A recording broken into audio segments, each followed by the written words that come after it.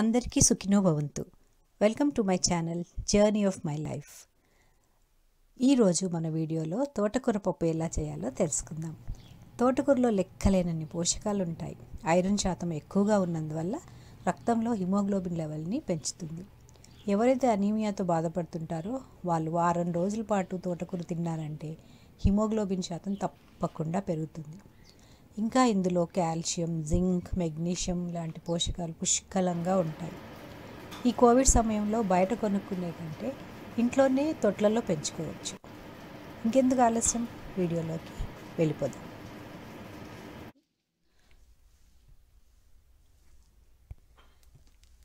ముందుగా స్టవ్ వెలిగించుకొని దాని మీద ఒక ప్యాన్ పెట్టుకొని దాంట్లో నూనె వేసుకొని నూనె కాగిన తర్వాత కొన్ని జీలకర్ర, ఆవాలు వేసుకొని అవి చిటపటలాడిన తర్వాత కొన్ని ఉల్లిపాయలు వేసుకొని వేయించుకోవాలి. ఉల్లిపాయలు చక్కగా వేగిన తర్వాతే మనము దాంట్లో ఆకుకూరలు వేసుకోవాలి, లేకపోతే ఉల్లిపాయలు పచ్చివాసన వస్తాయి. సో ఉల్లిపాయలు కొంచెం ఎర్రగా వేయించుకోవాలి.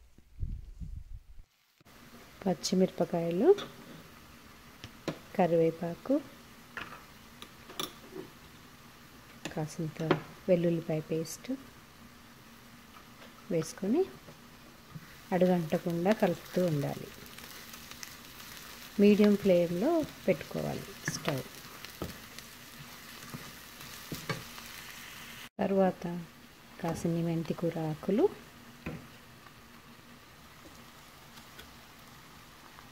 కాస్త పసుపు,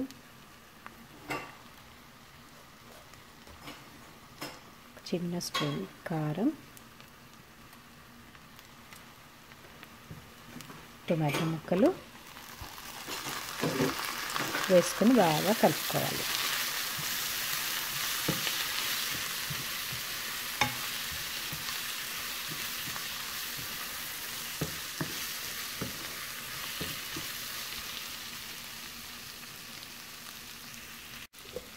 మూత పెట్టుకొని కాసేపు మగ్గనివ్వాలి. 2 నిమిషాల్లో బాగా మగ్గిపోతుంది. ఇది మగ్గిపోయిన తర్వాత దీంట్లో మనం కడిగి కట్ చేసిన తోటకూర వేసుకోవాలి.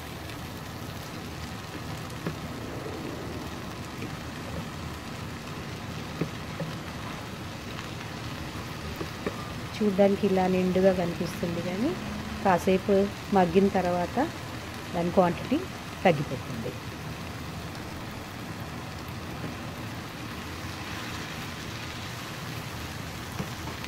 కాస్త కలుపుకొని 2 నిమిషాలు మూత పెట్టామంటే మళ్ళీ కాస్త మగ్గుతుంది.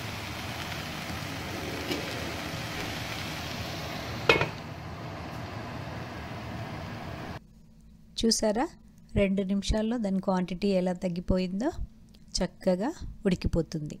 అలా కాసేపు కలుపుతూ ఉండాలి. దాన్ని ఆకులను ఎక్కువగా వేయించుకోకూడదు. తర్వాత దీంట్లో కడిగిన ఒక గుప్పెడు పెసరపప్పు వేసుకోవాలి. ఈ పెసరపప్పు వేస్తే ఏమవుతుందంటే దీనికి రుచితో పాటు ప్రోటీన్ కూడా అందుతుంది. మనకు ఆ రోజు సరిపడా ప్రోటీన్ అందుతుంది.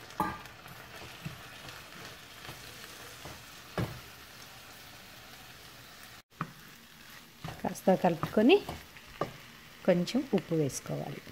ఈ ఆకుకూరలో ఏంటంటే ఉప్పు కొంచెమే పడుతుంది. ఆల్రెడీ తోటకూరలో సోడియం ఉంటుంది కాబట్టి మనము ఎక్కువగా ఉప్పు వేసుకోవాల్సిన అవసరం లేదు. బాగా కలుపుకొని కాసిన్ని నీళ్ళు యాడ్ చేసుకోవాలి.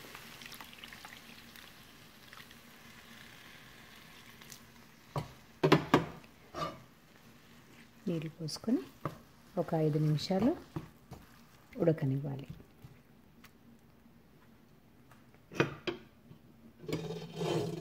మూత పెట్టేసుకోవాలి. ఒక 5 నిమిషాలు అలా మగ్గనివ్వాలి.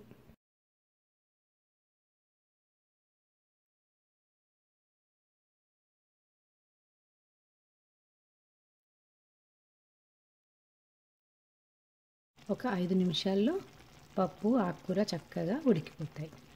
ఇంకా దింపే ముందు ఒక చిన్న చెంచాడు జీలకర్ర పొడి, ఒక అర చెంచా ధనియాల పొడి, కొంచెం కొత్తిమీర చల్లుకుంటే సరిపోతుంది. అంతే, గుమగుమలాడే తోటకూర పప్పు రెడీ.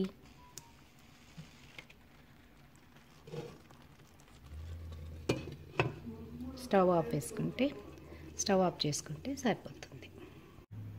ఈ తోటకూర పప్పు చపాతీల్లో కానీ అన్నంలో కానీ తింటే రుచికి రుచి, బలానికి బలము. మన బాడీకి కావాల్సిన అన్ని పోషకాలు దీంట్లో అందుతాయి. సో మీరు కూడా ట్రై చేసి తిని ఎలా ఉందో నా కామెంట్ సెక్షన్లో చెప్తారుగా. ఈ వీడియో కనుక మీకు నచ్చినట్టయితే లైక్ చేయండి, షేర్ చేయండి, సబ్స్క్రైబ్ చేయండి. Thank you.